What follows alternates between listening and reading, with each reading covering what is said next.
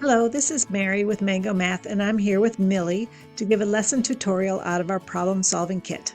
Make sure to hit the subscribe button to keep up to date with all things Mango Math. Math Tap is a great card game that has students, we will have them doing different things from one is putting numbers in order from least to greatest. Another is getting students to memorize the numbers that they just saw. Another is being strategic in what they want place where, and understanding value. And in this case, we're going to be looking at the lesser value. So I'm going to show you the different ways to play this for each grade level. For our kindies, we are just going to give each student 4 cards that they're going to place face up. And they can, once they get their 4 cards and they have them face up, they can arrange them from least to greatest.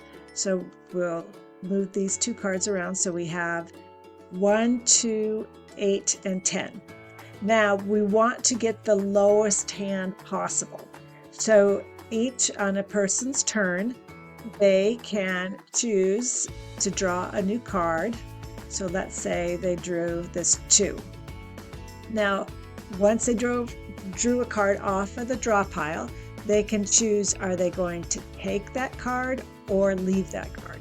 In this case, 2 is a low card, so I'm going to take the 10, put it up here in the drop box or drop spot, and I'm going to replace that 2 with it because I know that that 2 is less than 10 and I want the least amount of points because I'm looking for the lowest score, so I want the least amount of points. So then it will be another player's turn, and let's do this player up here. Got a 7, a 0. Oh, that's all I have under that card.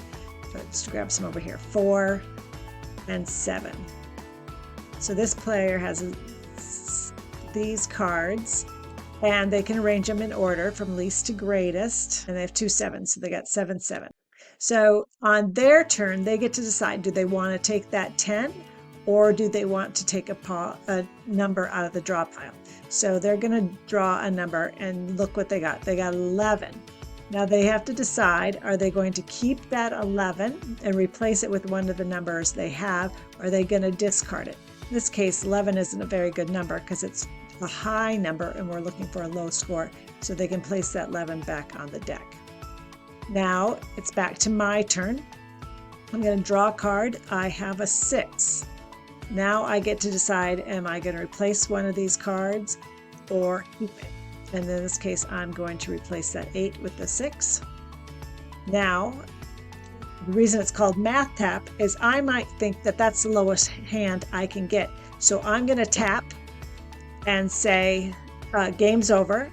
If I was the first to start, everyone gets one more turn. And when we see who has the lowest hand. So we're going to have to add up all our cards and see who has the lowest score. Now that's what I do with kindergartners. They get to see what everybody else sees. Everybody gets to see their hand. Now, if I'm doing it with upper grade students, first graders, I will have them get their cards. They'll get 4 cards in a row, but they're not going to see what 2 of their cards are. They are not going to know what's behind these 2 cards. They can only guess. They can organize these 2 cards, but they do not get to see what's behind these 2 cards. That's that one of these cards would have a low number or high number. You've got to determine on your own. So if I draw a card, in this case I drew a 3, and I have a 1 and a 2, I'm going to assume that one of these cards is going to be higher than a 3. So I'm going to turn my card over. Oops. I see that it's a 2, so it wasn't a great move. And I'm going to replace it with that 3. So I didn't have a great move there, but I'm hoping it pays off for me later. Now the other student can take this 2 and add it to their pile, and they can take out one of the cards that they don't know about, or they could swap it for a card they do know about.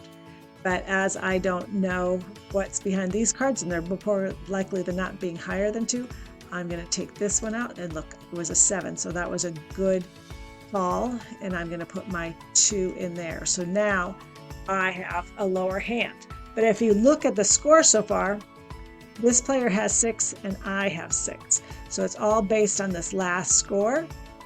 Let's say they rap and they say, they rap on the desk and say math tap. And then since they had a turn and I already had a turn on this round, we're left with these cards. So then we're going to look at what that last card is. And as he had a 7 and I had a 6, I add up my score and it is less than his score. So I win that round.